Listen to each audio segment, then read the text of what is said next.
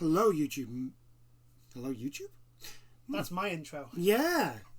Oh my god. Well, you know, I did at one point do your intro. Yes, you did.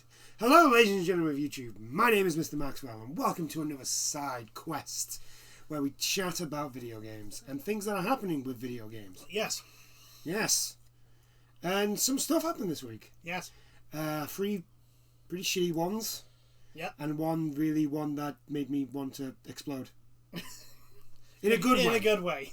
In a good way. Not and it was like I nearly giddy like, oh my god, I can't wait. As you were there with me when I was Yes. when we were watching it, I We were nearly pogging. my pogging. door and my window nearly exploded. We were pogging. Yes, we were pogging. I was definitely pogging. There was some serious poggage. I don't think that's a word, but anyway. Okay, so we shall move on. We shall get straight on with it. This pretty much happened straight after our chat Yes. last week. Timing could not have been any worse. This came out, so yeah. Anyway, Stadia is going to be closing down. Was it all of them? Yeah. All their own studios. Google's closing down all their studios. Yep. Which is a bit of a shame. Even if it is for Stadia. Yeah, I know, but anyone who has a Stadia, I would start suggesting to figure out a way of getting whatever games you've got on Stadia Ported to somewhere else. This does not bode well for the service.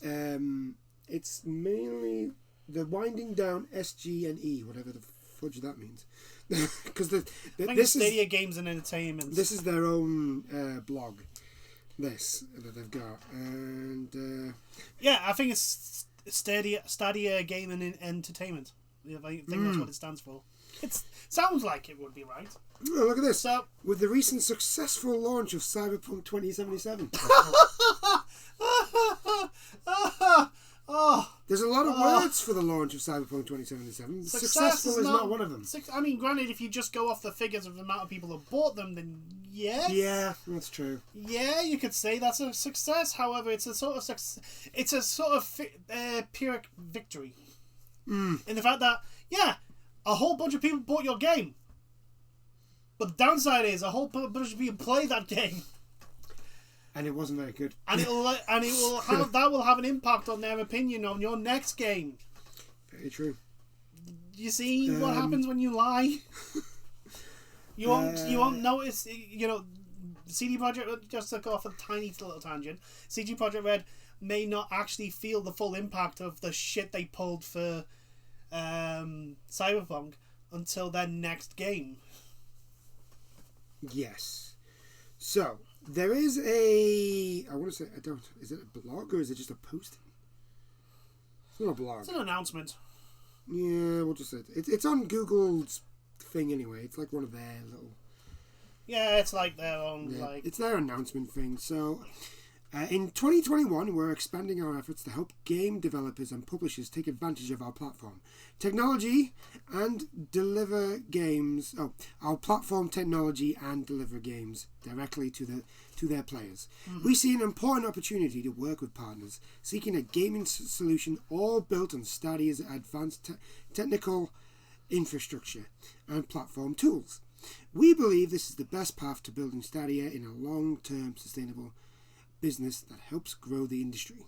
Well, my first question is, if your own in-house companies can't make decent games for Stadia, how the fuck is anyone from the outside supposed to? Well, to be fair, like the AAA gaming companies at the moment can't make a decent... Well, they can make a decent game, they just can't make a game that works. That is very true. On anything outside of Stadia, so like, God knows what it's going to feel like when it's on Stadia. So it goes on. Creating best-in-class games from the ground up takes many years and significant investment. And the cost is going up exponentially. Here we go. Yeah. Exponentially. It's always money. It's always money. Given our focus on building on the... We can't make an instant hit game for like less than $10 million, so therefore we're going to pull out. We can't make 20 billion fucking profit, so we're not going to be even bother to fucking try.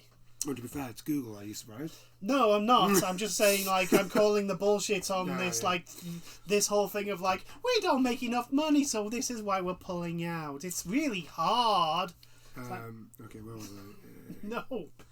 Oh, given our focus on building on the proven technology of Stadia, as well as deepening our business partnerships... I'm going to have to stop you there. Proven technology Yeah, on I know. Stadia? Well, the thing is, it does work. It's just, unless you have a really good internet connection, it's crap. Yeah. That's the problem. Yeah, that's what I'm saying. It's like... So for like 80% of the world, Stadia is rubbish. Look, in World War II, the Tiger II was a proven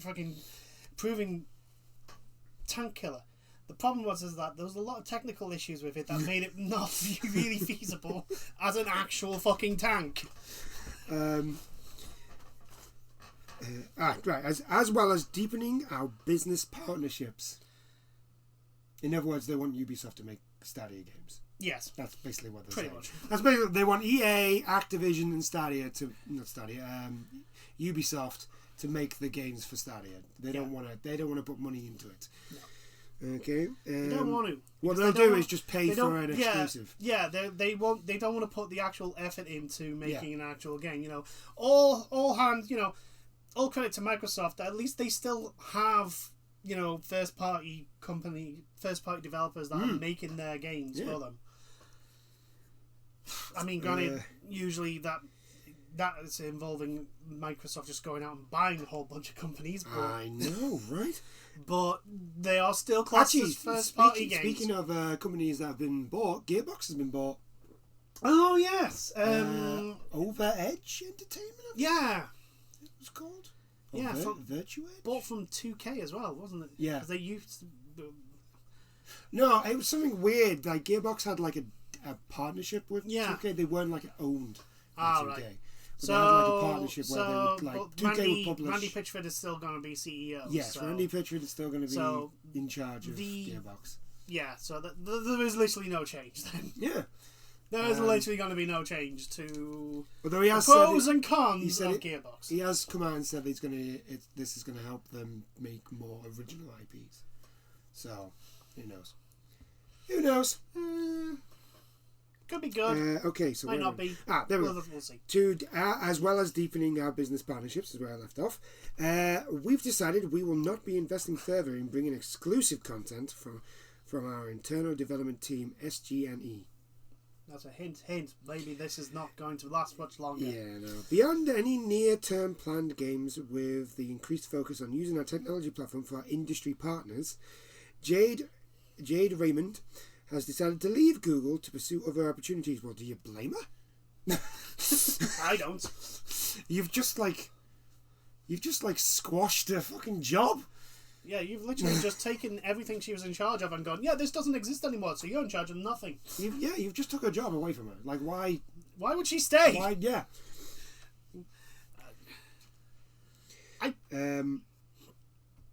We greatly appreciate Jade's contribution to Stadia and wish her the best of luck in her future endeavours. That's the thing. I hate that. Well, we wish you the best of luck in your future endeavours. Fuck off. Yeah, we've just took all the foundation of your authority from underneath you and made it untenable for you to actually be here. But we wish you the very best in what you decide to do next. Over the coming months, most of the SGNE team will be moving on to new roles. I'm trying to remember what game they made. We've committed to working with this talented team to find new roles and support them. Yeah. Yeah. Like you should do. You're doing what you're supposed to do when you. I love how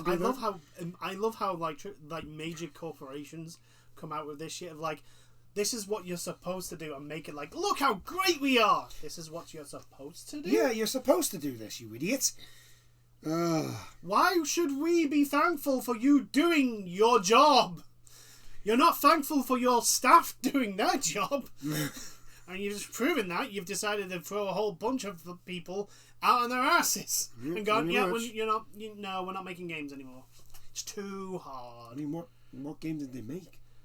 I'm pretty sure there was a game they made and it was terrible. Was it a big deal? I don't know. Did even Google make a big deal out of it? It's Google, of course not. They wanted something to self-promote itself and make them tons of money. That's how Google works. They don't promote anything. They just throw a whole bunch of shit and hope something sticks and makes them load of money. I would like to work for Google because it just not as one of the low down ones. No, but like one of the higher ones because it just someone seems someone who actually makes decisions. It just seems like decisions. What I could do is just sit in my office and do shit and do nothing. Yeah. Right? And then when it comes to actual decision making, just throw a dart at a dartboard and just see what the answer is when the. It does feel like that. That's what it feels like. It does feel like that. If you listen to there's a website full of Google projects that they've just killed off. Yeah.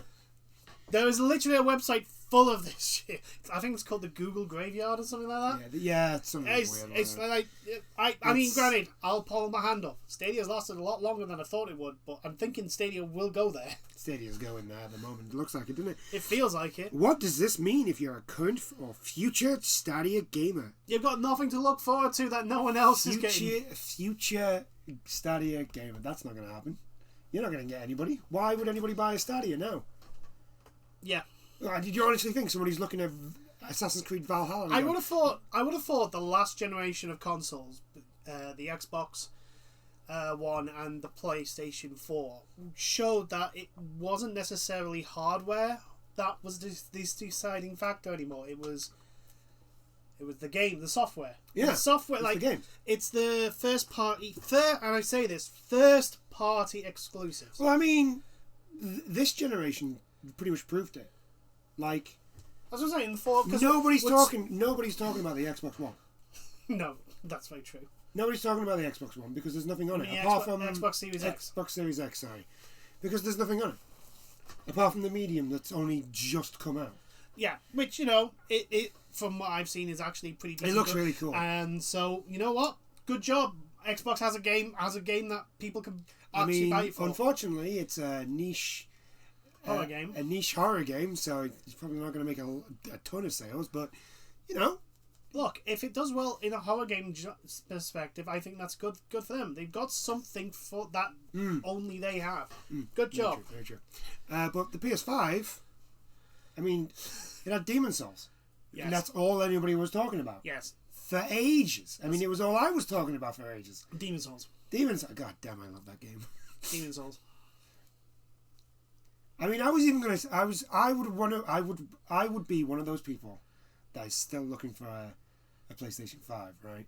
Yeah. If Demon's Souls wasn't, because the minute they showed Demon's Souls, I was like, right, I'm getting a PS5. Yeah. Like, I don't care what it takes for me to get one. I'm getting one on launch. I know. It's just like I'm every day coming home from work. You've got to get one before April, and I will tell you why when we get to the point. Right. Okay. I'm trying. I know you are. I'm trying. I know you are. Every day when I come home from work, I look online and go, "Do you have PlayStation 5?" Nope. No. I'm just telling you, you're probably going to want to get a PS5 for April. I want a PS5 ASAP. Okay. I want Demon's Souls. I want Silky Smooth's Demon's Souls. You also want to play Genshin Impact without the without the load times. Without the ridiculous load times for when you just press square to pick something up. Square. You wait about 10 seconds for it to actually register. Then you press square. Yeah, the PS5 it's weird. It's really weird going. Look, we play. This is the thing. It's got cross-play Genshin Impact, which is great because it shows basically the difference between the PlayStation 5 and the we will load to the same spawn point and you will be a good 15 to 20 meters ahead of me, running ahead of me. Yeah. By the time I'm actually able to move. And it's like, I don't mind in a sense, but it's like there's a couple of especially the hunting Genshin Impact where the timer starts the moment you spawn, but because it hasn't fully loaded on the PlayStation 4, you're waiting for you to be able to actually do something. And so that's time the clock is ticking down all the time on that, and it's like, God damn it, I just want to Anyway, so that's Stadia. It's just fucking hell, Stadia, man. Oh, like I say, Google. I'm. I think the writing's on the wall now. I will put my hand up and say, Steady, you've proven me wrong. I thought you'd be already dead and buried. You're literally hanging on life support right now, but you're not dead yet. You're not dead yet. So you've proven me wrong. You've lasted longer than I thought you would. You're surviving.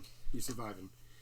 But not by much with this. I mean, unless like they do literally have Ubisoft and that make it exclusives for Stadia, Which I can't imagine. I don't think them they've got the user base big enough to justify it. That's the problem. At least with their own. That was the whole thing of like having your own internal studio. You could make, like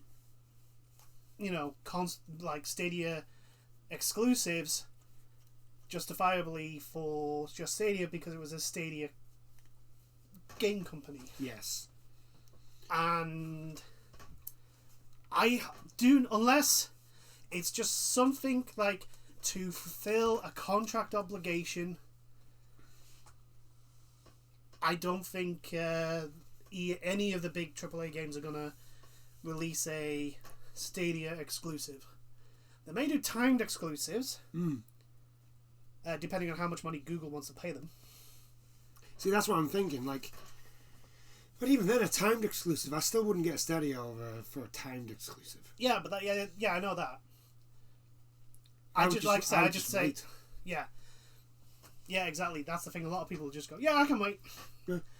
I mean, even if it was just like, it's a timed exclusive on Stadia and then it's coming to the Xbox Series X, I'd just buy an Xbox Series X instead of a Stadia. Yep. Like, Yep. I think that's the problem. They need exclusives to give a reason to people buying it. Yeah. Because it's not that much cheap. I don't think it's even like, if you think about all the stuff to actually get like the proper 4K in that. It's the same price, if I remember correctly, it's the same price as an Xbox 4 Pro. Xbox 4? PlayStation 4 Pro. I had exams today. My brain is just sort of just like, I've done my thinking today. I've done him. I don't need to do that now. So my brain is just dying. I think it's the same price as a PS4 Pro. Yeah, so it's like, no. To which point you just say, I'd just rather buy a PS4 Pro. Yeah, because if I get PS4 Pro, I have the physical console, which actually plays the physical thing. Yeah. Which means if my internet goes down, I don't lose the fucking game. Exactly. Stadia. Yeah, it's not looking good. Nope. I'm sorry, Stadia fans. I'm sorry. I know we kind of bash on Stadia a lot because, like I said, I just don't think Google has the inkling or effort. Oh, that's nice. Oh no! Ooh, what? I've just been emailed by Game. They're sending Little Nightmares 2. Ah, cool. I bought the TV edition. Sweet. It comes with like a big statue-y thing. Yep. Got that to look forward to, people. Yeah, it looks cool. It does look cool, but in a really are we the bad guys? Are we the bad? Oh yeah, are we the bad guys? Have we done the bad thing? We've done the bad thing. We've definitely done a bad thing. We've done a bad thing. But anyway, shall we move on? Enough about Stadia's fall. And again, to be fair, it generally just sucks for the people that work. Yeah, the people that they hired for the ability to make games, and they just because Google don't want to put the effort aren't patient. Yeah, that's basically what it is. Yeah, they're just not patient. They don't want to put the effort in. They don't want to put the finances or the effort or the time. You can't tell me Google's not making enough money to put effort into an actual decent. Yes, they are making enough. Google are making absolutely shit ton of fucking money. This is my point. Google has fucking YouTube, and just siphons all the money off people that make stuff for YouTube. Yeah. So and but they don't. You know, it's Google in a whole sense. Very little effort, and expecting it to be an instant success. Yeah. You know what? That white screen when you load up Google. It gave him too much. It gave him too much. Look, you got the best search engine. That doesn't mean you're great at everything. Yeah. It doesn't mean that you can you imagine, right, if Google tried to put a search engine out now with all the different competition that has. Like, it wouldn't last 2 minutes because they wouldn't put the effort in needed to actually get it to be number one. Yeah, that's true. The only reason why Google's number one at the moment is because it's already there. Yeah, everybody knows Google. Exactly. I suppose. Yeah, you've got a point. Got a point there. Anyway, we shall move on. Amazon's new CEO commits to making more games Right. after reported internal struggles. So in other words, instead of fixing the issues, what we're going to do is give more work Yeah. to the people that were probably overworking. Right. So basically, Andy Jesser, who is didn't Amazon have that is the awful yeah, they had that really weird hero shooter. MOBA. Yeah, hero shooter MOBA thing, Yeah, they had that. It was terrible. and it's absolutely terrible. And they literally pulled it like 2 days after launch or something stupid like that. Yeah. And then it got cancelled. Yeah. Then it got cancelled. Yeah. Basically, Jeff Bezos, who, if anybody doesn't know who he is, He's the richest man in the world. He is the richest man in the world. He is also the CEO and, I think, founder of Amazon. Yeah, and also potentially could also. Yeah, he makes more money than you make than most people make in a year. He makes more money in the time I literally said this sentence. Yeah. Yeah. I think it's something stupid like 25,000 A second. a second. It's ridiculous. It is fucking ridiculous. There is no justification for someone to have that much money. There's not. Amazon. There is no justification. No. It's not justification, but the reason is because Amazon. Yes. Everybody just buys things from Amazon. Yes, I know That's that. why he has the money. Yes. But the thing is like, people offer him these contracts. They offer him these, like, shares and shit like that. And it's like, why? He doesn't need them. He doesn't need them. He doesn't need all this money. He doesn't. Maybe they need the money, though. So they offer him shares. Yeah, possibly. Maybe that's how it's done. I don't know. But anyway, Jeff Bezos Capitalism. he's actually stepping down. Yeah, I know he is. He's stepping down, Yeah. and Andy Jesser is the person who is going to move up and replace him Yes. as the CEO because of he's Amazon. now going to be Bezos is now going to be something like a chief executive or something. Basically, one of those roles where He doesn't show up. He's just never there. He's that guy. they pay him because he's like the founder. Blah blah blah. But he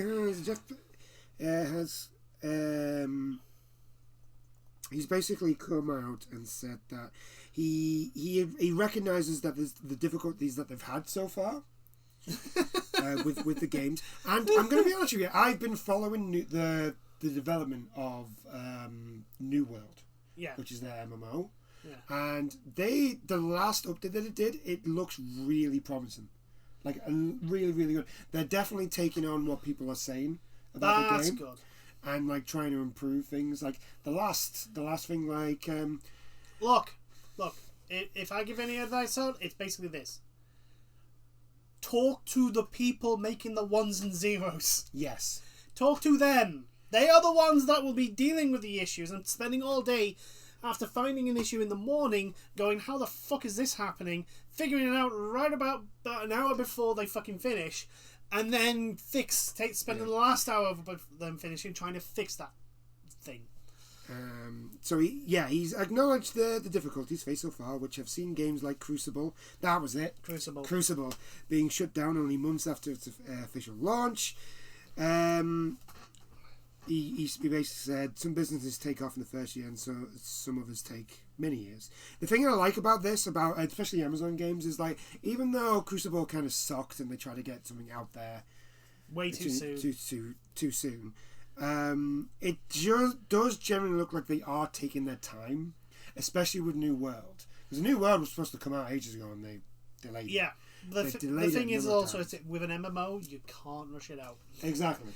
That is, if you want to kill a game if you want to kill a game, if you want to kill an MMO on launch, you basically rush it, because MMOs live and die on its returning user base, and there is a lot of MMOs in the graveyard that yeah. die because it doesn't have a user base anymore. To be honest with you, with a lot of MMOs, unfortunately, lately, a lot of MMOs are more aimed at mobile gaming now, and this is mainly because the biggest. I mean, other than like WoW and Final Fantasy 14 and a few others, there's not many Guild Wars. There's not many MMOs in the West that like make it huge.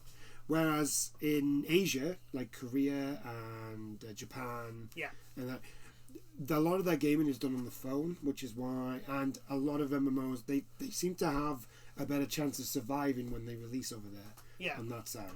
So it's why it took so long for Black Desert Online to come over into the West. Yeah, it's why it took us absolutely forever to get Phantasy Star Online 2.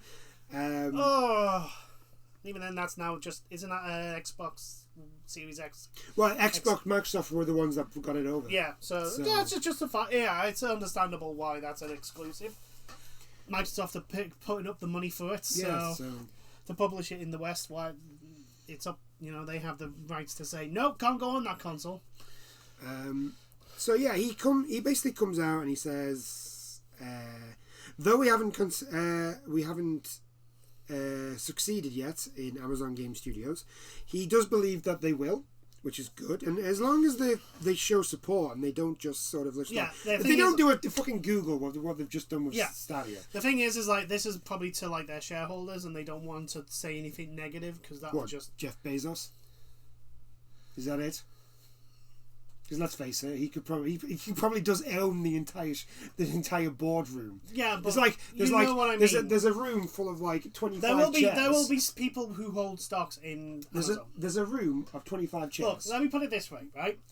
The vast majority of wealth that Jeff Bezos has, all his shares would mean jack diddly fucking squats if everyone else who holds shares in Amazon all immediately sold all their shares at the same time, because it would just reduce the value of the shares dramatically. I mean, granted, he'd still be one of the richest. He'd still be the richest man. He'd still be one of the richest men in the world. This is, proof to just prove the fact that he doesn't need all this money. But like, if everyone else sold their shares, the shares he had would be worth substantially less. Yes. I mean, not that would actually. So yeah, even like when I think the amount of money that his shares would drop to, I think he wipes the sweat away from his head with that amount. with that amount. Yeah, I think that's what he does with that. Yeah, that's all he does. Remember why capitalism's a good thing? I'm starting to struggle to figure out why. Anyway, the thing is like when CEOs come out, I always have to have a pinch of salt, because it's like, yeah, you don't want anything negative coming out. Yeah, that's true. Anything negative, you want to put a spin on it to make we've learned from our lessons. I know, but like this won't happen again. I know. And I know. So, but I am saying it's like, yes, this is good things you're saying. I'm just going to have a little caveat of like actions. I want your actions, buddy. I think what it looks like, they are generally trying to put everything into New World. Yeah, it does generally. Well, this is the thing with the game, the absolute dumpster fire that was their Crucible. It was clearly not ready. It was rushed. It was rushed to get it out for some bizarre reason. And it's like, look, you can't. They can't keep doing this. You're going to deliberately burst that lovely little bubble that you've made for yourselves in the AAA game industry. And, Amazon, that was the first game Amazon had ever made. They need, to take that extra bit of time. And they're fucking Amazon. They can afford to take that extra time. Yes. Yeah, there we go. I believe we will basically have a success if we hang in there. It then goes on basically to say that Jassy is going to replace Jeff Bezos as Amazon's CEO later this year. After Jassy's supportive email was apparently a follow-up to an email from Mike Fazzini, the current head of Amazon Game Studio. Fazzini has been addressing a recent Bloomberg. So there was a Bloomberg report which illuminated behind-the-scenes issues at the studio. Apparently, there's a bro culture. Yes. It's first thing, right? Don't call it bro culture, because the thing is, bro culture. You can say bro to anyone. Yeah. Like, you can say bro to a lass if you want to. Let's all be honest, right? Well, what they're talking about is basically a jock/jackass culture. Yeah, that's what they're talking about, right? So actually call it something like that. Don't call it a bro culture, because bro is just like bro, or like because I call everyone dude. I call everyone dude, right? Yeah. The thing is it's because you can't basically put like the jackass culture. I know what I mean. But like, say, I don't know, in a news report. You could put misogynistic. You can say misogynistic or bullying, which is what it is. It's because, right, there is a potential if they do put that sort of terminology in, they can get sued. Yeah, so they don't. Okay. They basically tone it down. Okay. They tone it down into a terminology where people will still get the underlying vibe, but if it gets taken to a court of law for defamation, they can't actually be sued for it. Yeah, that's very true. So that's the reason why. That's the reason why a lot of these like terminologies that they get watered down to something that you and me will go, but that's not really that bad. That term, that sort of it's like bro culture. That all that generally makes me think is just a load of people in a surf bar. Yeah. Say bro. That's it. Yeah. When that's what I think of. In fact, what it is actually a bunch of jackasses, basically because they have positions of power, have a big massive dick swing contest about who can get the most fucking off on their rocks and sort of shit like that. So allegedly. Yeah, allegedly. So, Bloomberg's report alleged a bro culture AGS and alluded to multiple cancelled projects, which we know about. That's come out a while ago about the other projects. Mismanagement and difficult to work with game engine in Amazon Lumberyard. Well, to be fair, what I do know, because obviously, like I said, I've been keeping up with development on certain games, a lot of the developers are actually working from home. Yeah. So, like, it's not just Amazon they're going to be dealing with. Yeah. We're in the middle of a pandemic. Yeah. You know, despite the fact that somehow your employer claims that you're essential and have to go to work, and my employer claims that I'm essential and have to go to work. Somehow. Yeah, but we live in the UK and we're full of fucking idiots. Yeah. That's true. Hence the reason why we're in a third lockdown. Yeah. Most likely going to get a fourth. Yeah. But anyway,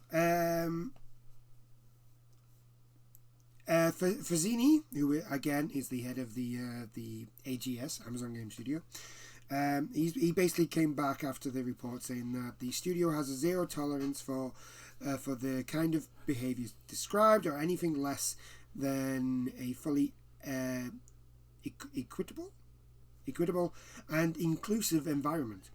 We've learned and improved a lot along the way, myself included, and we will continue to do so. Making great games is hard, and we're not going to get everything right. Yeah.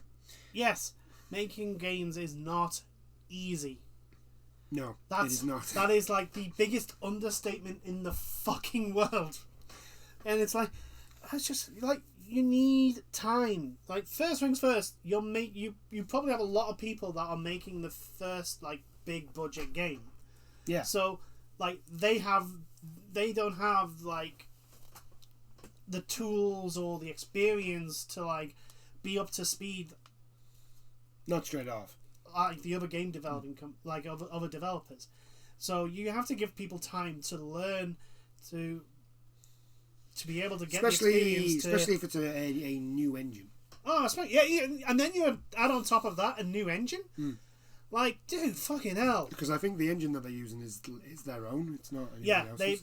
which is fine. I totally understand, like, using an in-house Oh yeah, game it makes sense. Yeah. because then you're not having to license it off anyone. I mean, granted, you know, the Unreal Engine is the newest Unreal Engine is It's pretty good. apparently phenomenal.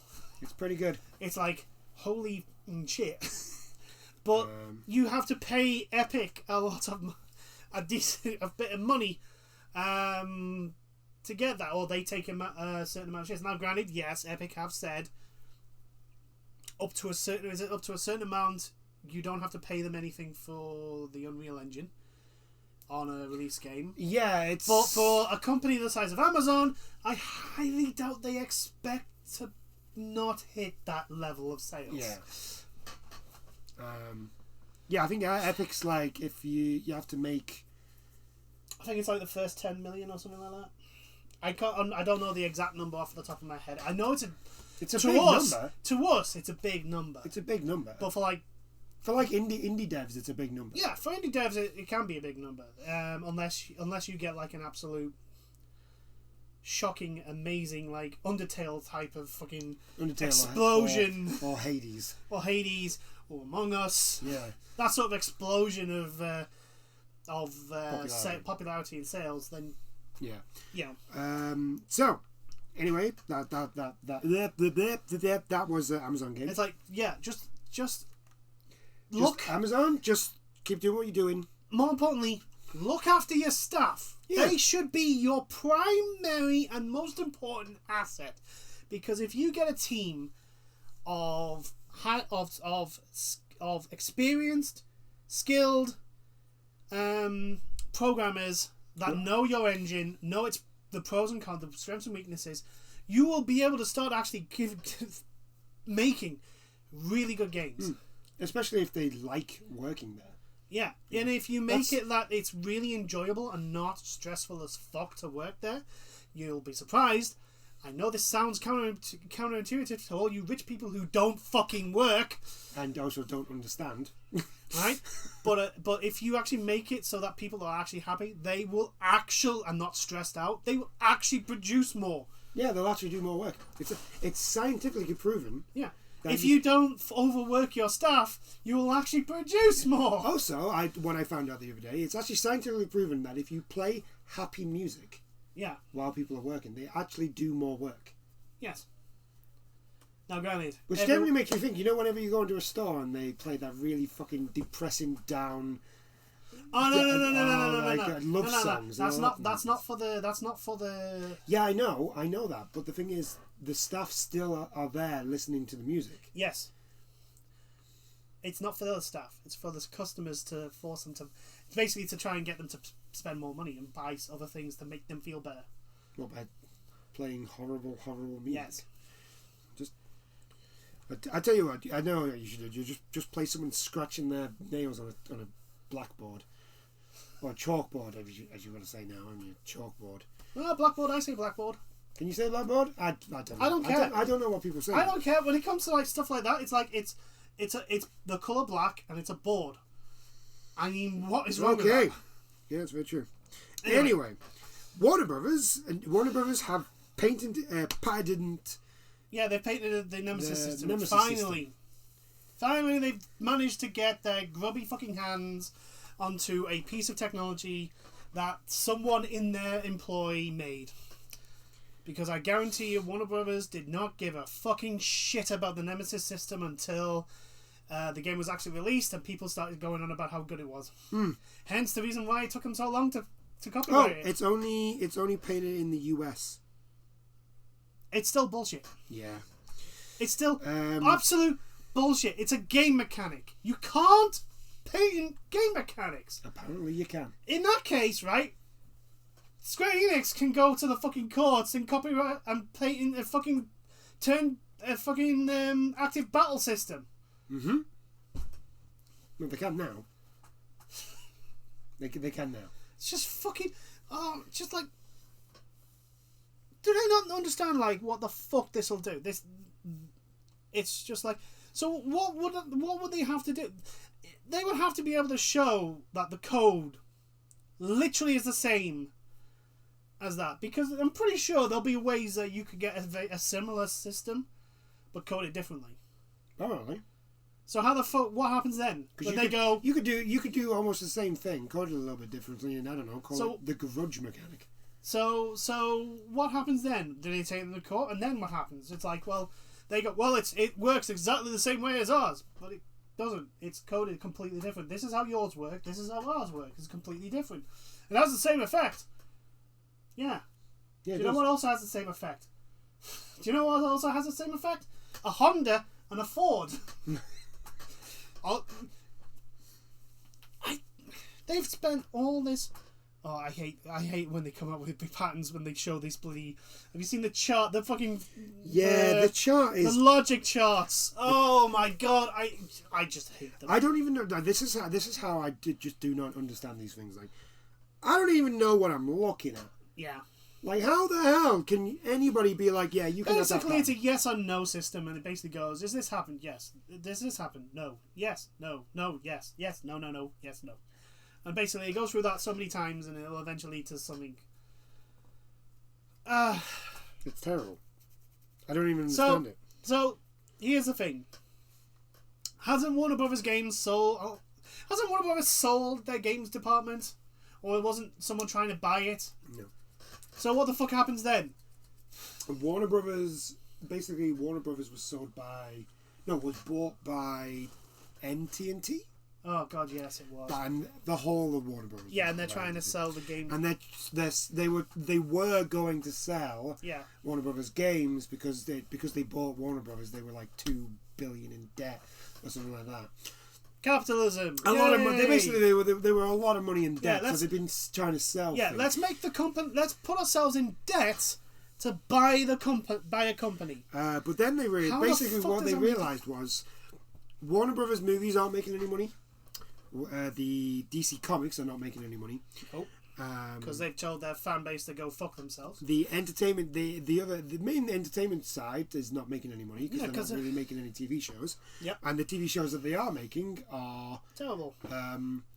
Well, just watch the CW and you tell me what you think, because that's about it. That's all they're making. And what they realized was Warner Brothers Games has Mortal Kombat. That is very true. Which makes a lot of money. Yes. Also, the Batman games make a lot of money. Yes. And funny enough, Shadow of War. Lord of the Rings games make a lot of money. Yeah. And then they realised, well, hold on, why are we trying to sell the thing that makes all the money? Because there are a bunch of old people that don't realise there are a bunch of old people that still think games are just these little knobbly dials that you move around and play Pong on. That's very true. It is very true. That's why they try to sell it. I don't think they're trying to sell Warner Brothers anymore. Well, at least Warner Brothers Games, I don't think they're trying to sell. So DC, good luck. Been nice knowing you. DC Comics. Ooh. I mean, Marvel's fine. Marvel can put out whatever shit they like because they've got Disney. Disney's bankrolling them. Disney is bankrolling. Because Disney bought Marvel so that they had. This is the thing, and I always say this: Disney bought Marvel so they didn't have to make products for males.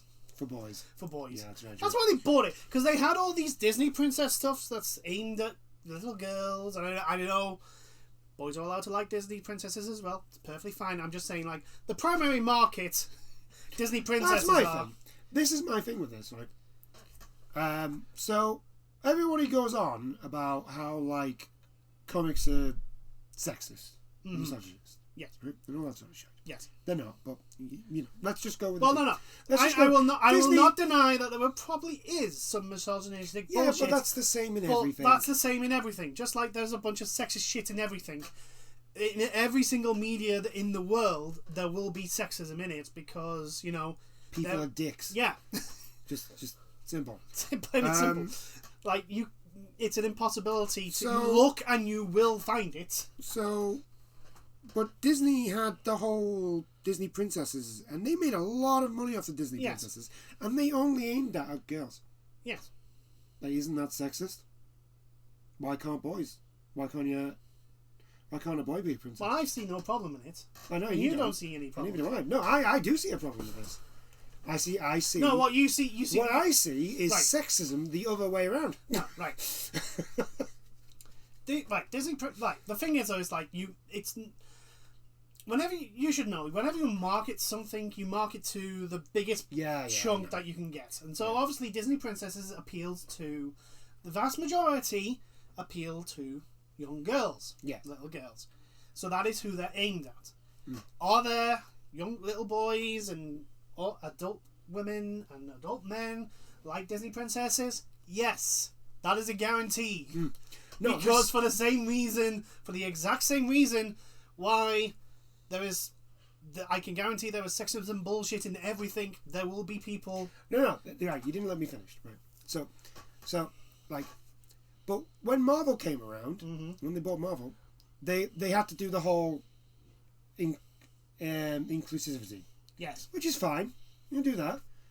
But, like, why not do that with your Disney princesses? Easy, because they're not aimed at boys. But Marvel's not aimed at boys either now. At all. Yes, I know. I didn't say it was going to make sense.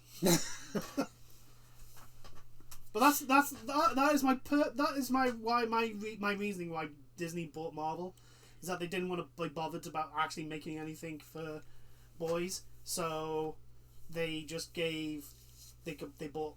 That's why they bought Star Wars, LucasArts. Yeah, it's true. For the exact same reason, they didn't want to make anything. And that's another one. Males, right? But then they took some people from Disney and put them in charge.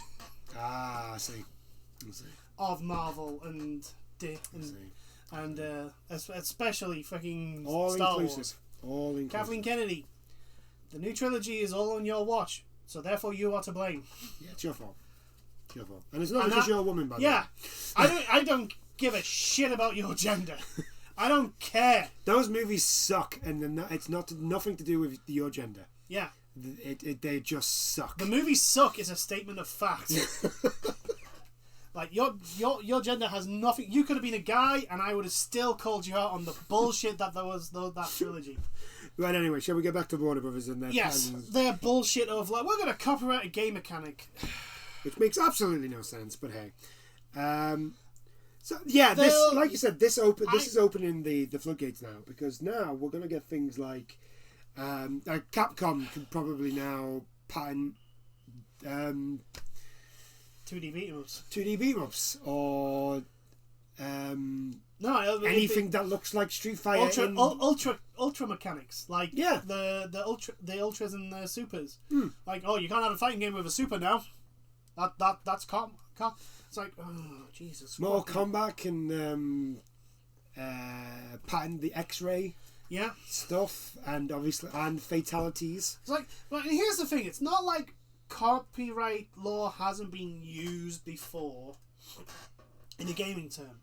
In games before, there was a game that was released on the Xbox that had to be pulled because it had Unreal Engine code in it. Yeah. After the company basically pulled out of being using the Unreal Engine, and basically the code was like fucking 1-to-1 exactly the same.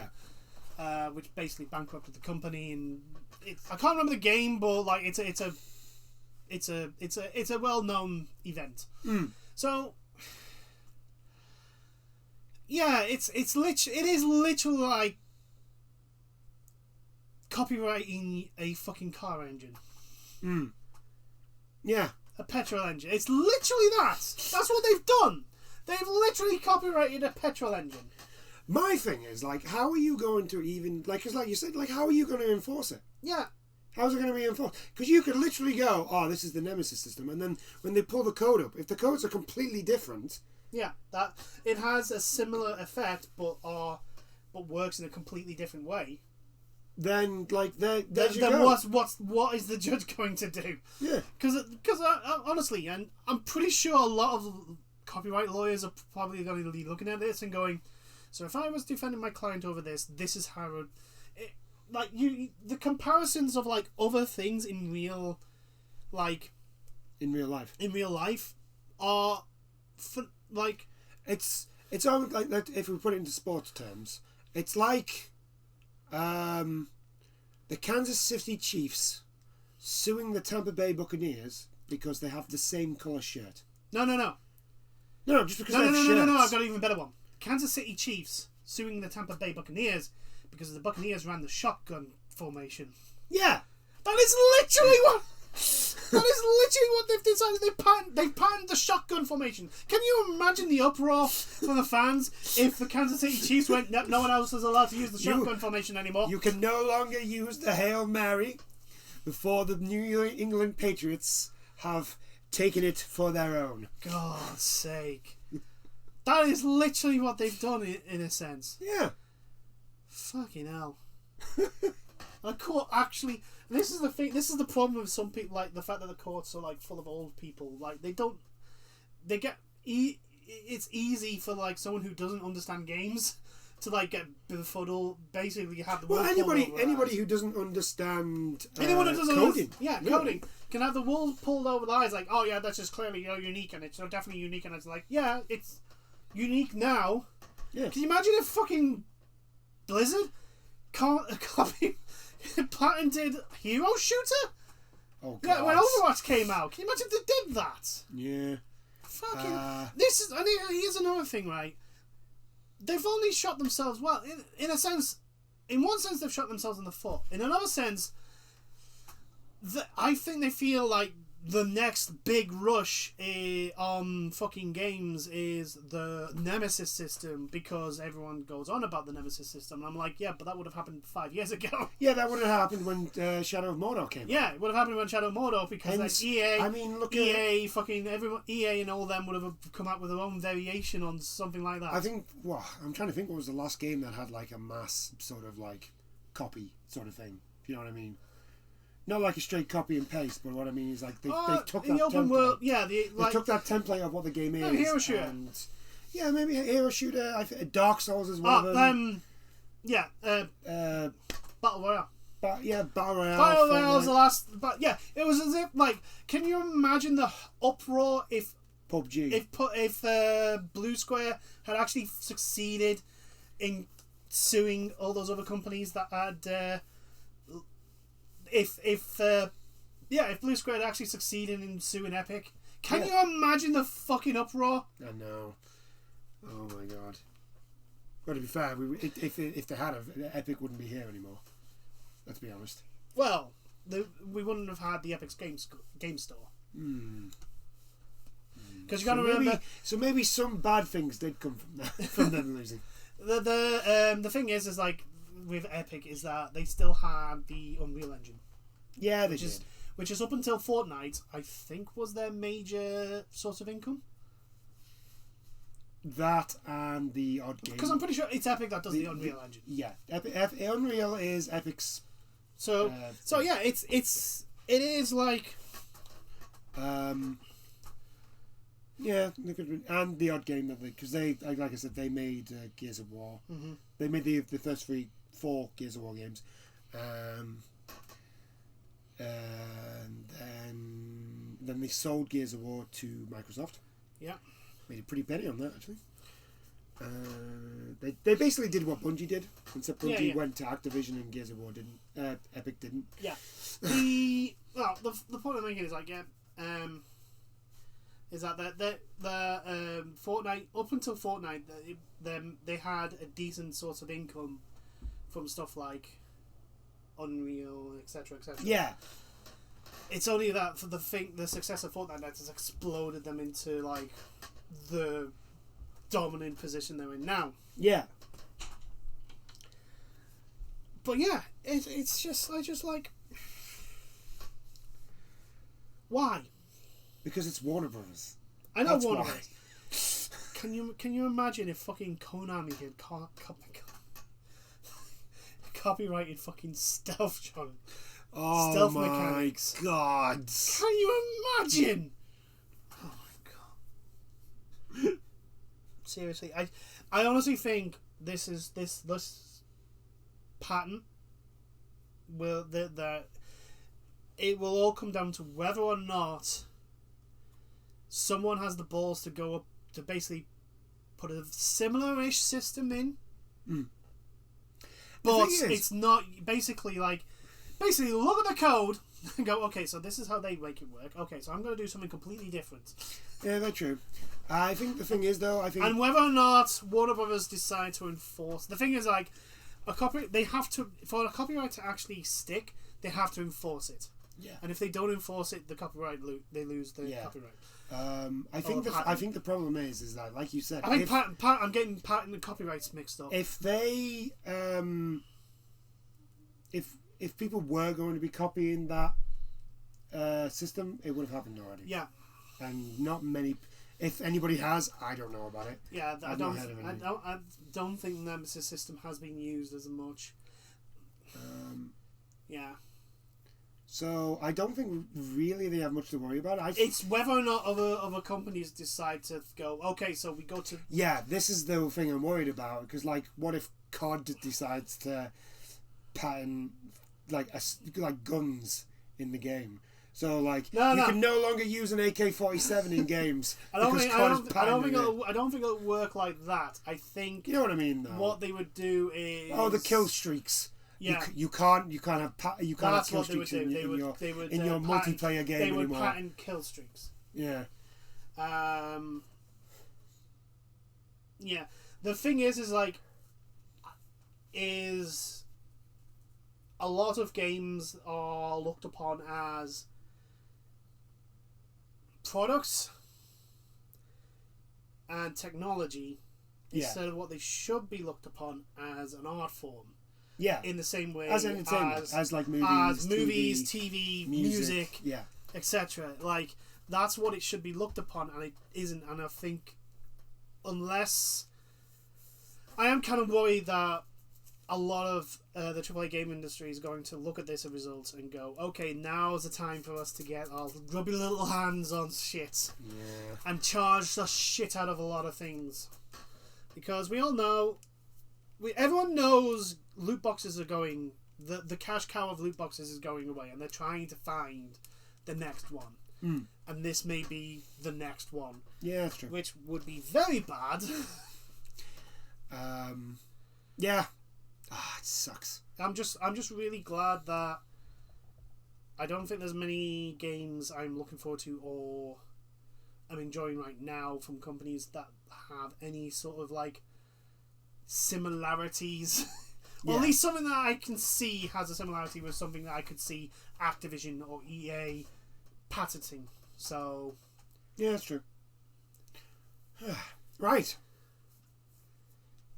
Actually, I don't think there's anything that I'm playing at the moment that has anything that could be patented. But again, this is all coding, and it could be in. We don't know. Yeah, that's very true.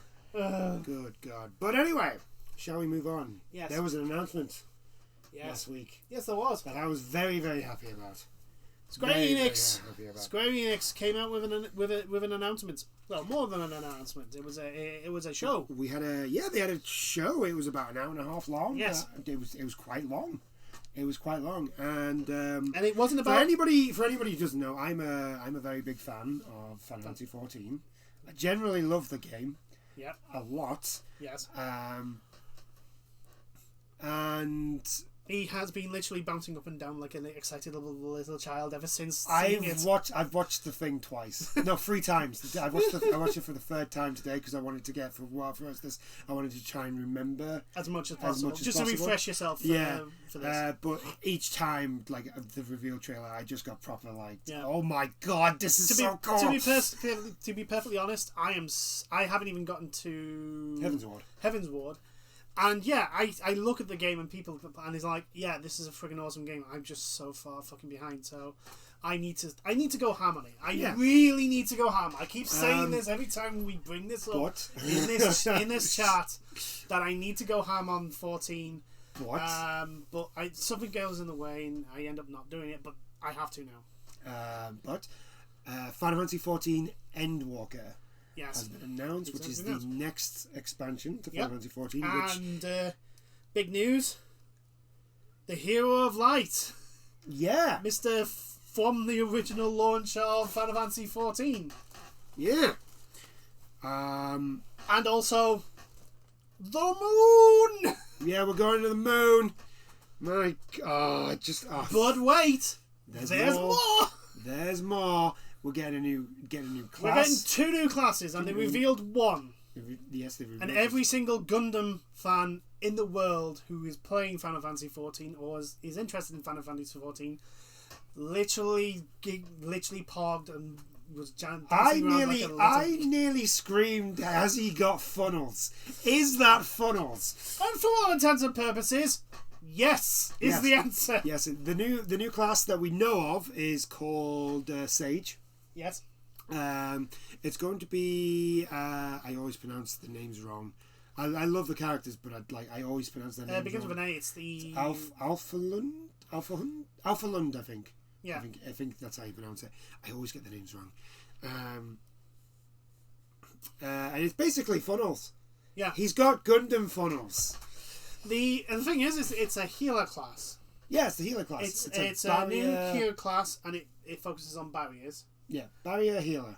So it's a barrier healer, not a out and out healer. Yeah. But basically the 4 pylons that act as like your spellcasting and they move around like funnels. Like funnels. They attach to your back when you're not in combat. I have to be this class. I just have to be. The Gundam fan inside me just went, well, that's now your main class. It has to be. Yeah. It's funnels. I mean, my favorite mobile suit is the Kublai.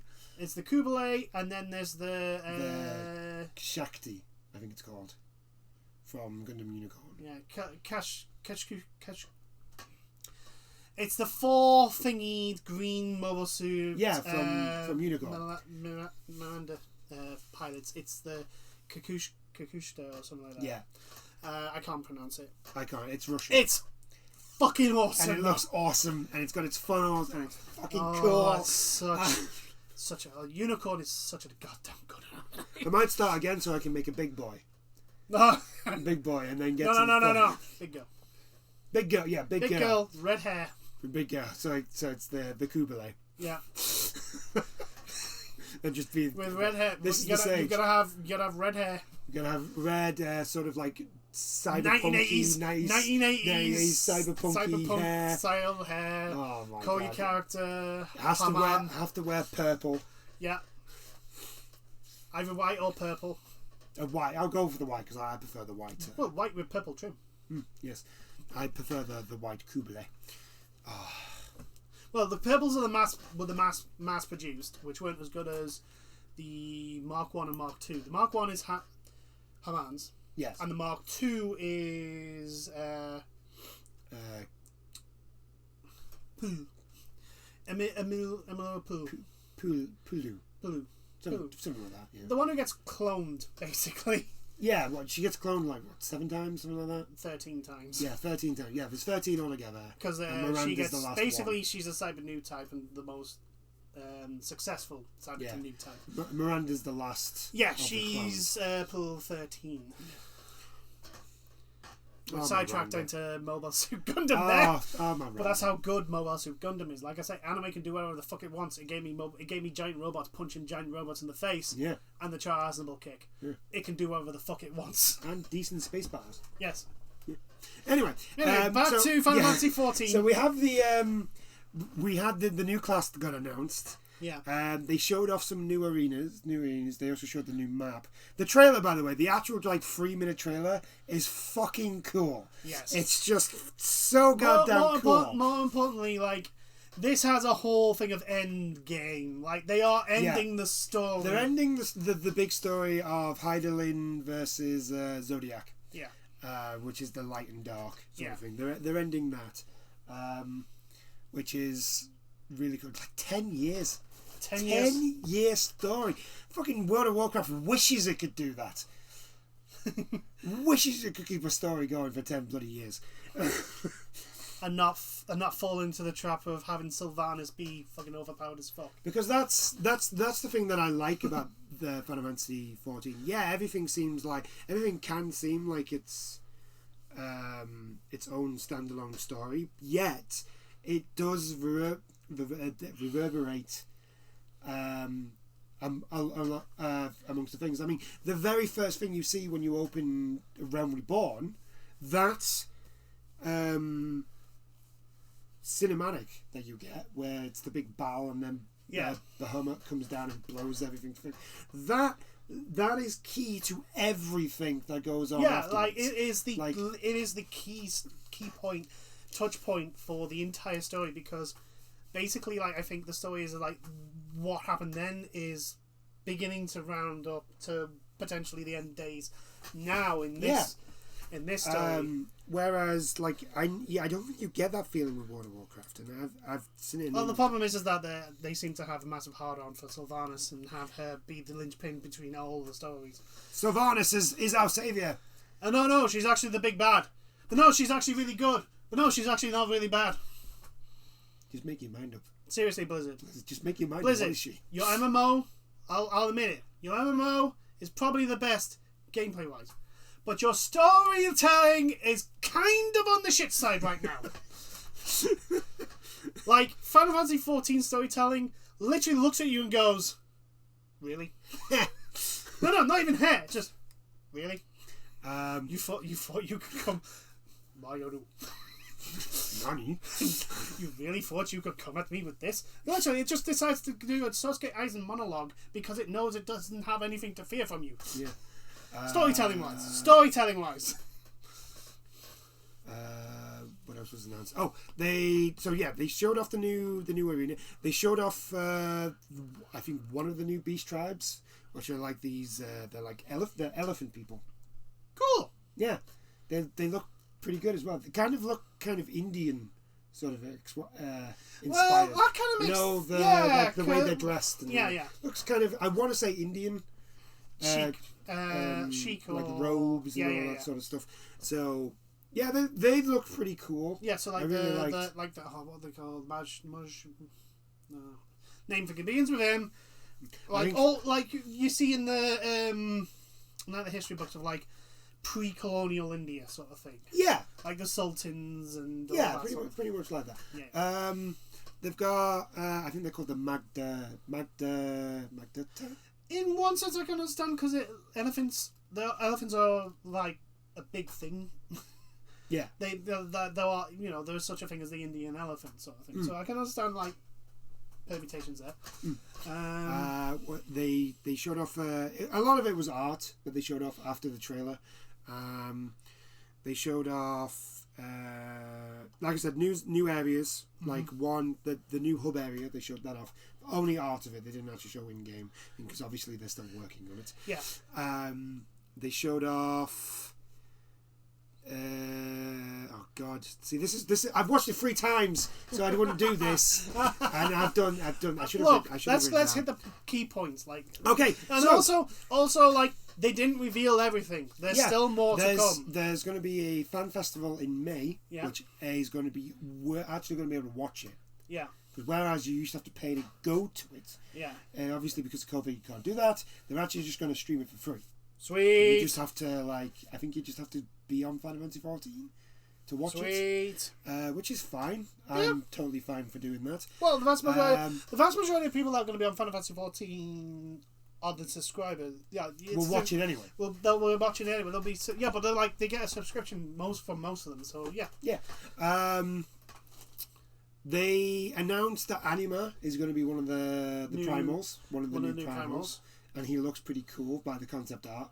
He looks pretty damn cool. I mean, Anima, that's 10, isn't it? 10, yeah. That was like the big Seymour's mother was Anima, basically. Yeah. See.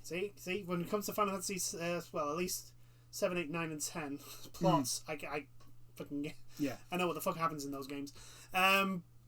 But yeah, Anima was a cool ass fucking summon. I'm looking forward to fighting that. They basically gave us the name of the next high end raid, which is Pandemonium, and it looks like La Barra is coming back. Cool for that, and he's the big Ascian. Yeah, he's the one that's been there since the beginning. Yeah. Pandemonium. I think Pandemonium wasn't Pandemonium the I think Pandemonium was one of the secret bosses in one of the Final Fantasies. Final Fantasy 9 is he's that big sphere. Yeah, he's a secret boss in 9. I think he's called Pandemonium. I could be wrong. It's either 9 or 10. Because I know 10 was Penance. That's the one. 10 was Penance, and you had to beat all the evil versions of the summons. Summons, yeah. To fight that. Yeah. And he was a bit of a bastard to fight. But, yeah. It was a bit of a bastard just to get to, because there was a couple of summons that would just one-shot your entire team. Yeah, they would. Not fun. They showed... Yes, they showed off Anima. They basically showed that they're going to expand the Ghost Saucer. Sweet. To give us a new game, but they wouldn't tell us what the game was, and the chat was just going Blitzball. It's all we want. Blitzball. It's all we want. Blitzball all over the place. It's all we want. It's like 10 gave us a lot of good stuff, but the one thing it really gave us that we all loved was Blitzball. I played fucking so much of Blitzball. It was amazing. The big thing that I generally did not see coming, and I think like, oh my god, I don't know if I'm going to be playing the story anymore because this is coming in. We're basically going to be able to do Stardew Valley. We're going to have our own farm. Oh my god. That we can just plant. The end of the world's going to be coming, and I'm just going to be there planting turnips. Yep. Would you like? Oh, you need to fight a giant. You need to fight that giant dragon over there to make sure it doesn't destroy the world. Well, I don't have much, but I got turnips. Would you like some turnips? Well, you know, if I don't pull these turnips now, they'll go rotten, and you don't want rotten turnips. No, not even at the end of the world do you want rotten turnips. You know. Like, oh my god, they showed off so much stuff, and like there's still stuff for us to see. Yeah. What they also said is like story wise, what version is it going to be? 6.0. 6.0 is actually going to end the story. It's not like 5. It took to 5.3 to get to the end of the Shadowbringers arc. Yeah. 5.5, I think. Yeah, it basically like 5.3, 5.5.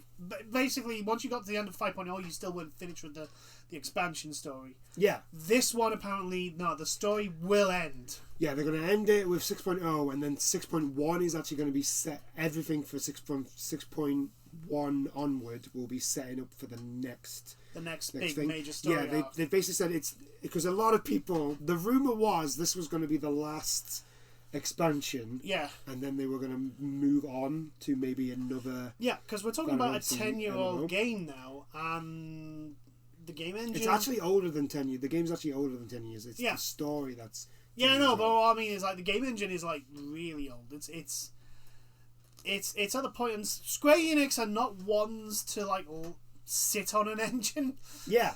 And when it gets old, it's like, no, we've used it for all this one. Now to get the nice new shiny one. Get the new shiny one. Yeah. I mean, it will come to a point where they will have to figure out what to do. Do they make a new one and transfer everyone over to that one? Or do they do something like Destiny has done with Destiny 2? Remove a whole bunch of stuff and add a new whole bunch of stuff. I don't think they'll do that. I don't think they'll do that because a lot of people will be very angry. I think Destiny made a mistake when they did that. I still think they made a mistake doing that. Especially when they charge like 50 quid for them to take stuff away. Yeah. At the end of the day, that's literally what they did. Yeah. But no, and plus MMOs don't work like that. Like, that's very true. They just get bigger. Yeah, you just keep getting bigger. They just get bigger, bigger and bigger. They also announced Yoshi P, who is the director of Final Fantasy 14, basically said he's not going anywhere because that was another rumor that after this one he was going to leave and go on to another project. He's basically said no, he's not going anywhere. I think the thing is like a lot of people are drawing from Square Enix's history, and like the last MMO they had was Final Fantasy 11, and then they had 12 and 13. Yeah. Then released 14 as the next MMO. And now we've had 15, 16's been announced. Yeah. And so it's like, well, we've had 2 non-MMOs. Is 17 going to be an MMO? Because it then fits in with the pattern of what they've been doing. Yeah.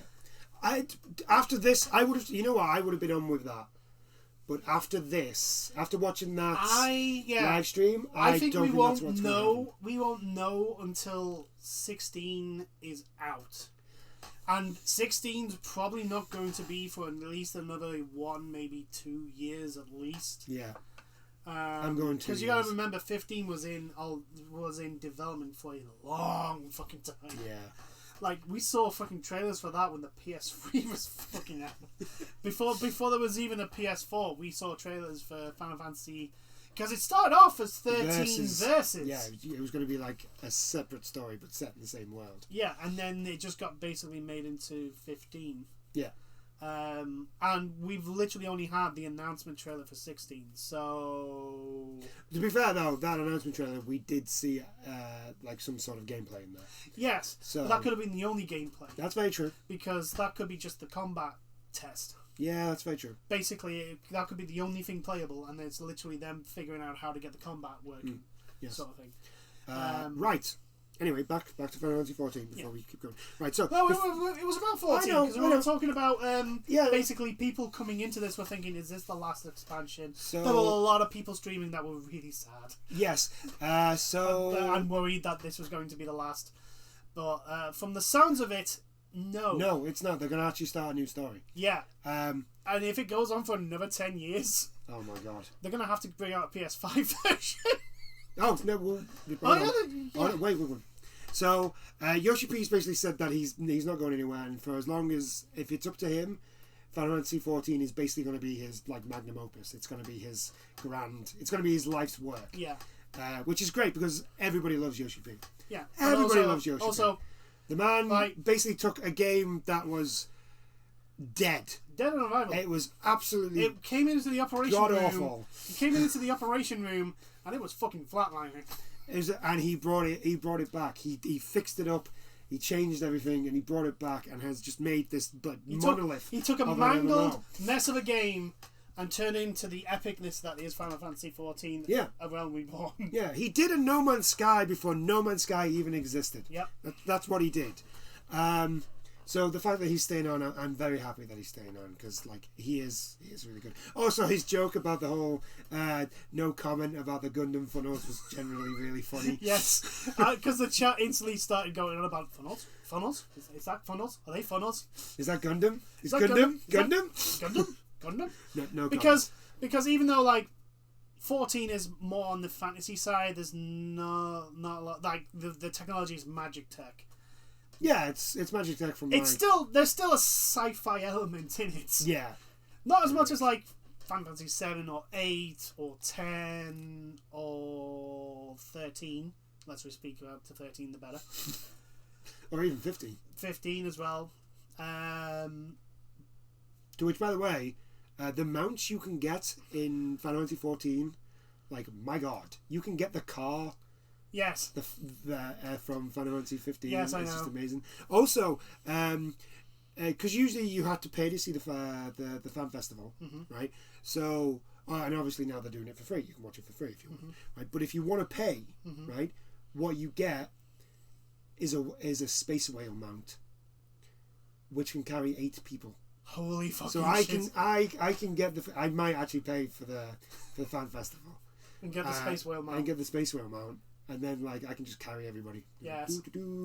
It looks fucking mint as well. It looks so fucking space whale, cool. of course it looks mint. Have you ever seen a space whale that isn't fucking awesome? They also went into things that they're going to be doing to update the game. So they're going to be lessening the value of things. Yeah. So basically, once 6.0 hits, and you're going into the new area, Endwalker. Yeah. Basically, like, it's going to take less. Basically, numbers aren't going to be as big. Yeah. Basically, so because they actually showed an example of why they're doing this for patch 5.5. There's a boss, and it's the last boss before you go into 6.0. Yeah. His health is 440 million. Yeah. That's how big his health bar is. And it has to be that big, otherwise people can just one-shot him. Yeah.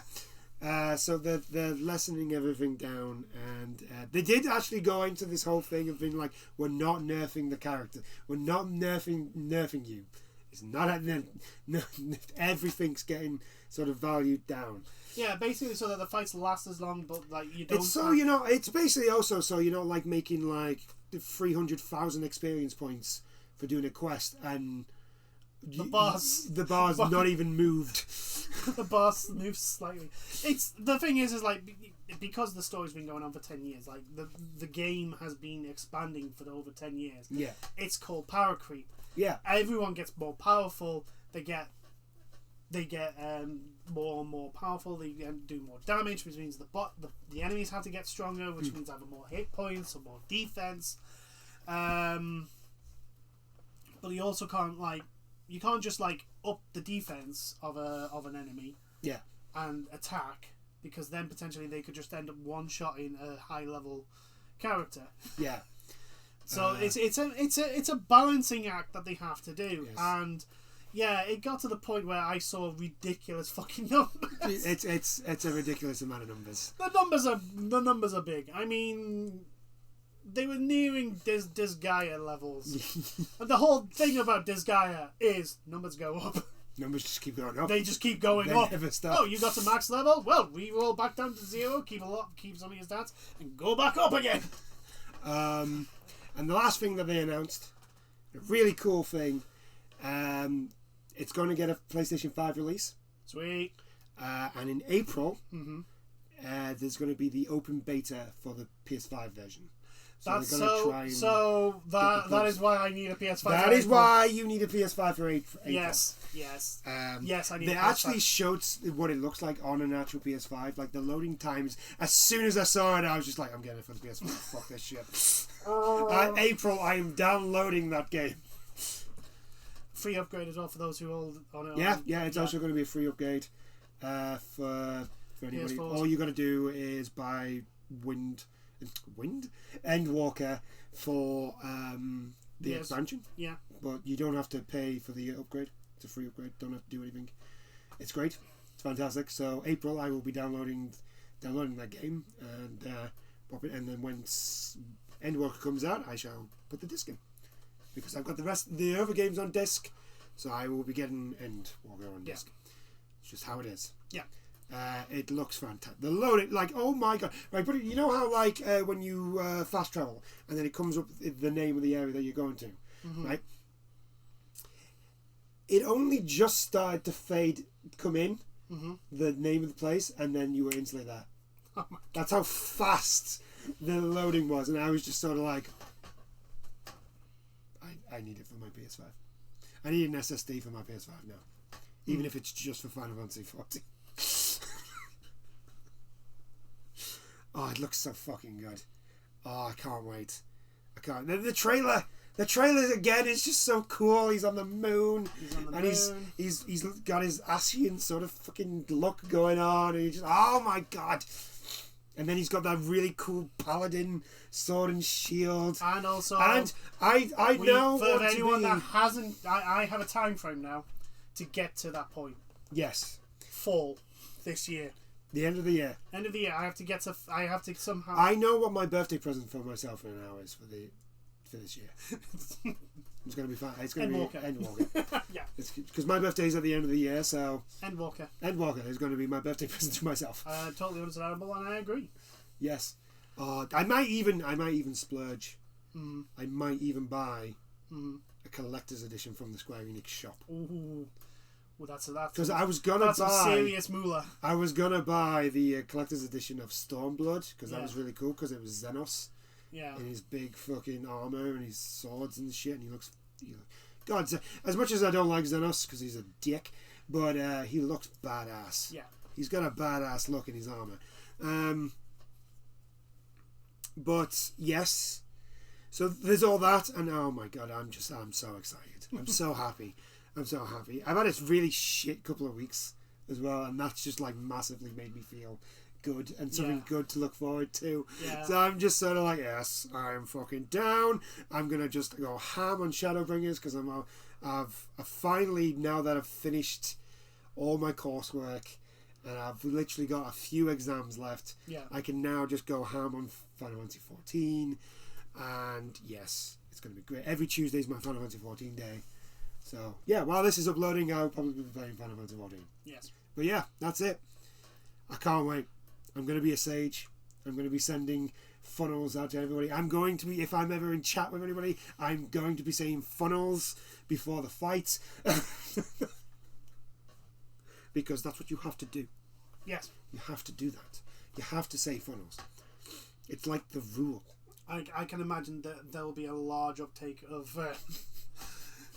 that will be your healing class. You don't have a healer at the moment. You don't. Have I do not. Class. I don't have a healing class. I will be just the DPS. I will just be my Dragoon. boy, my Dragoon. You're a Dragoon, which you'll definitely like Heaven's Ward then. Yeah, I know, because it's the land of the Dragoons. Yeah, exactly.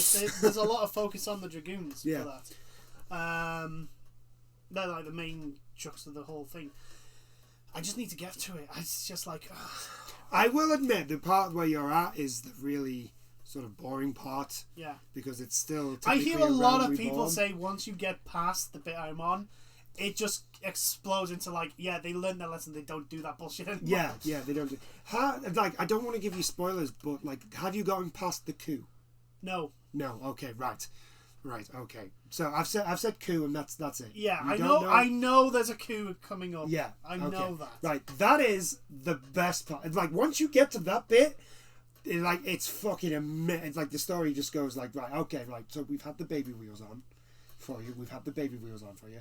Now we're gonna. We've go done the World of into Warcraft. full gear. We've done the World of Warcraft bullshit of like, go do this for 10 hours, Yeah. come back, and then go back to that area and do something else for 10 Yeah. hours and come back and go back to that area. Yeah, it gets. We learned our lesson. We're not doing that anymore. Yeah, now it's literally the story quests are like really good, and each Go one here, has. do that. Oh, by the way, while you're here, do this as well. There's also a lot of cutscenes, a lot of cutscenes, which is Well- why there are people who prefer WoW. I don't, because like. You're talking to someone that likes Metal Gear Solid. Exactly.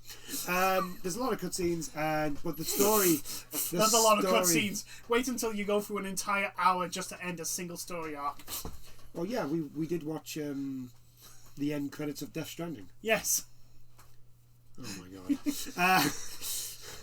That's not, like I say, like you're talking to someone that has played every single Metal Gear game, and you go, yeah, there's a lot of cutscenes, and I'm like, that's fine. It's not just that; it's like the reveals as well. I refuse to believe that they are going to be long or longer than Hideo Kojima's Metal Gear Solid cutscenes. Yeah, that's true. I don't think they're that long. They're not. I mean, hell, fucking 4s. I missed the end of 4 because it took so long. I had to then go and do an errand. The other thing that they announced is that they're building on the trust system. Yes. They're also adding characters to the trust system, Sweet. which is really cool. Everybody's favorite Dragoon is going to be. I'm not going to tell you who he is, but everybody's favorite. I haven't Dragoon, met him yet, so that's yeah. Everybody's favorite Dragoon is now joining the trust system, which is mint. But they've also said they're going to add more than just him, which is cool. Which you're just basically hint, get the fuck move on. The trust system is one of the best things added to an MMO, I think, ever. Yeah, it's basically to help you get through. No, it's basically like if you're one of these people who isn't very good at group. Yeah. So, like, say you don't have a group. Like me. I'm a solo player mainly. But I do play in groups, and I know what I'm doing when I play group games. Like, I can handle myself. Yeah. Sort of thing.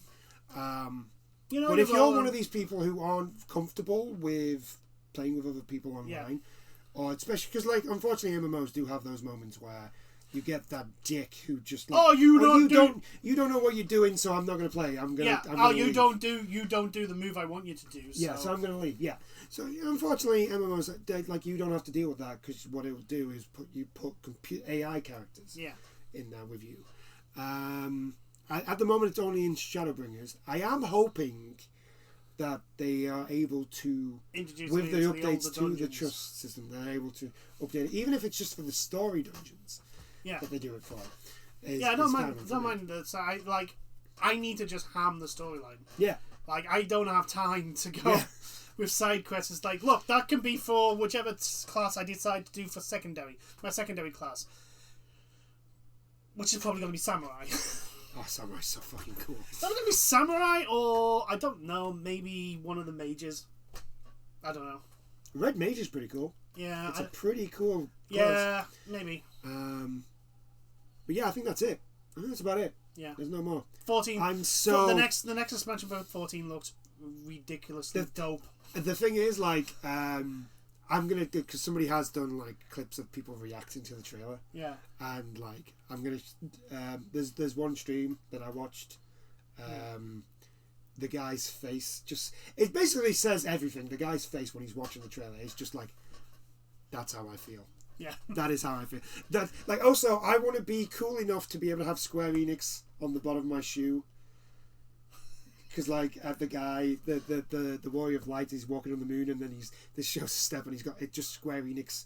It's clearly on the sole of his shoe. Yes. So I want to be that cool. I want to be that. Yes.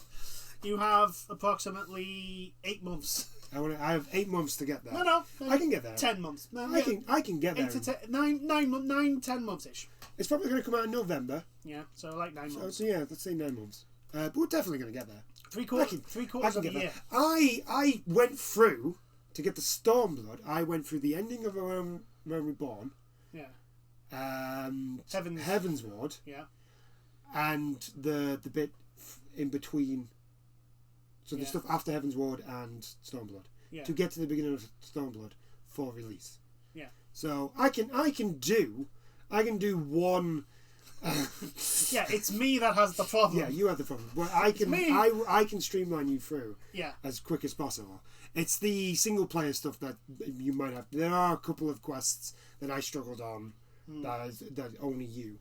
But by the looks of things, what they've done is they've actually put in options for you to make it easier if you want. So if you're struggling, you can put it on an easier difficulty. Yeah.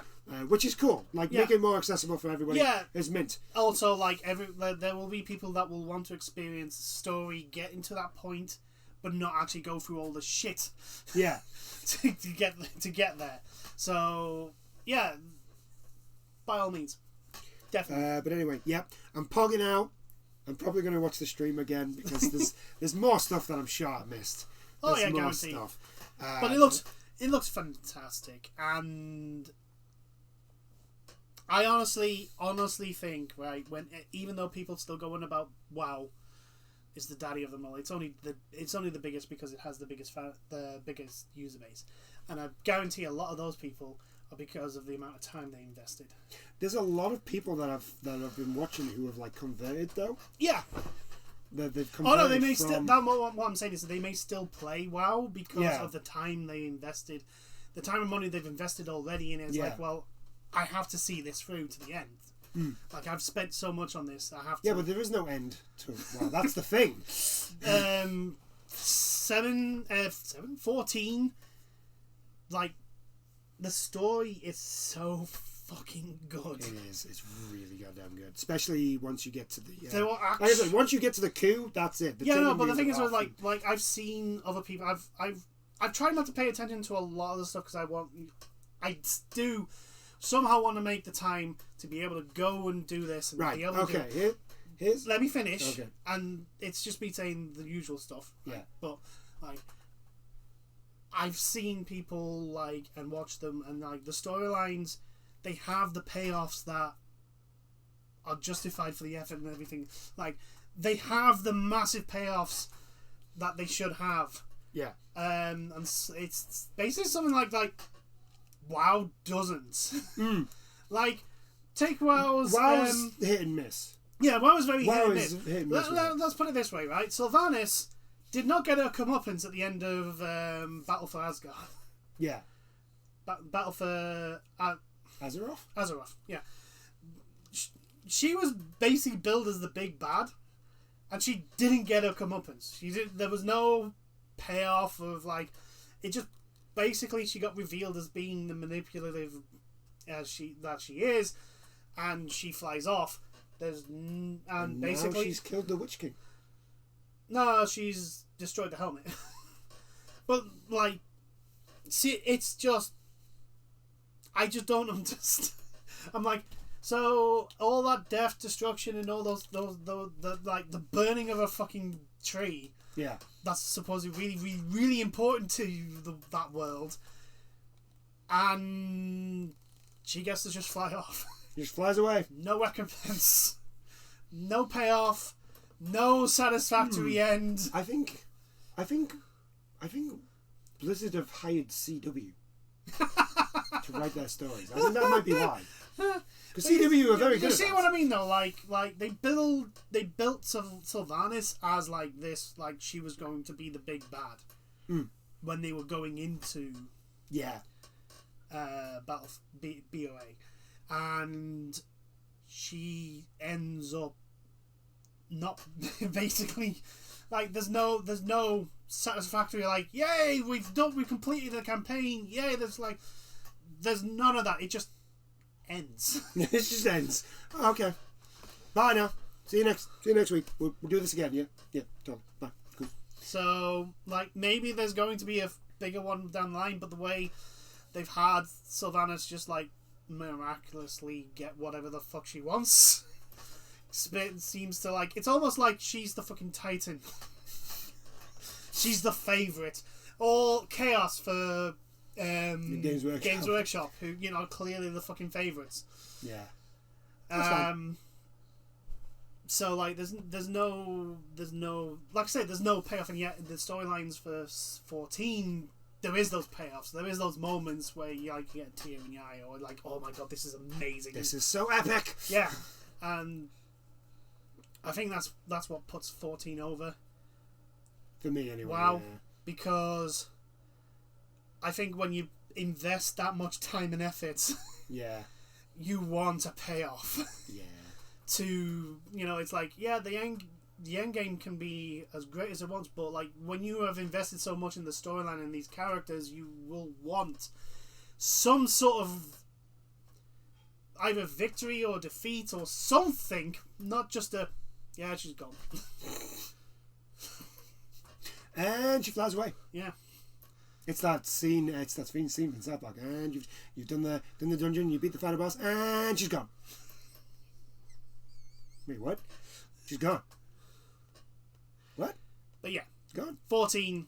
The next expansion looks epic. Also, by the way, the tune that's playing during the trailer, is so fucking cool. Yes. Like I've had it stuck in my head. To be honest, let's be honest, right? When it comes to music, Square Enix usually hit it out of the park. Oh yeah, their soundtracks are fantastic. Their soundtracks, I can't remember a bad soundtrack from Square Enix. Like I want all the Final Fantasy 14 soundtracks. Yes. For each expansion, I want all of them because they're all so damn good. Like, I've got the the orchestral collections. Yeah. So like I think there's 3, and I've got all 3. And there's like stuff from 8, like the battle music from 8, and I was listening to it. I was like, oh yeah, I've forgotten how good the music is. Like, despite anyone's complaints about any of the freaking games, like 6's soundtrack is amazing. 7's is really good. 8's is really good. 9's is arguably the best of the lot because it's 9's soundtrack. It's my favourite. 9's soundtrack is just the pinnacle of like what they could do at the time on PlayStation 1. And listening to that sort of music on freaking in with the Final Fantasy the Square Enix orchestra is just it's so good.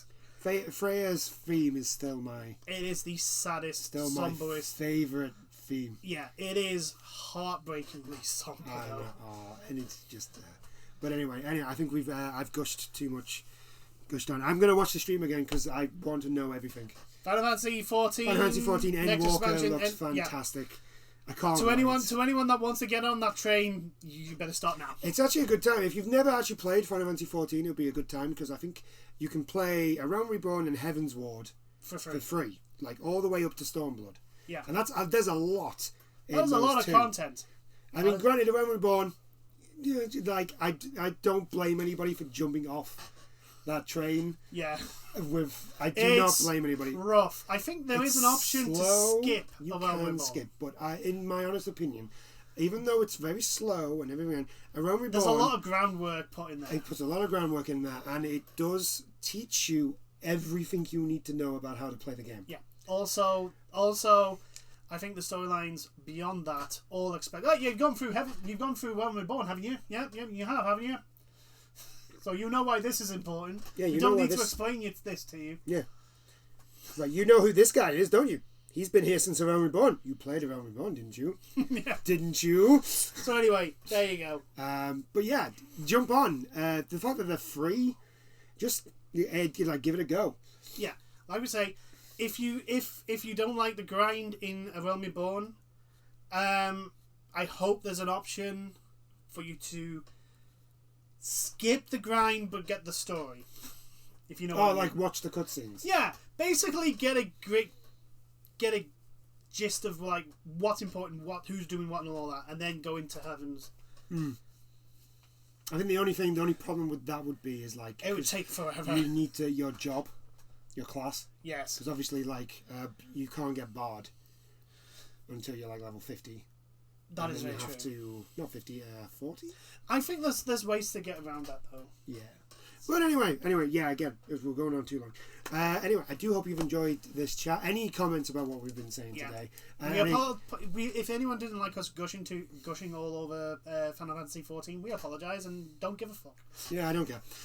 I love that game. I love it. I love 14 is it. amazing. I've spent so much time on that game that like I can't stop now, sort of thing. Like I said, the only reason why I actually stopped playing is because of the course I'm on. Yeah. So unfortunately, something had to give. Yeah. I just other things got in the way. So yeah, the Endwalker looks fantastic, as I've said like 4 times. Yeah, anything that we've talked about, if you've got any comments, just again leave them down below, and we will see you in the next one. Bye now. Toodles.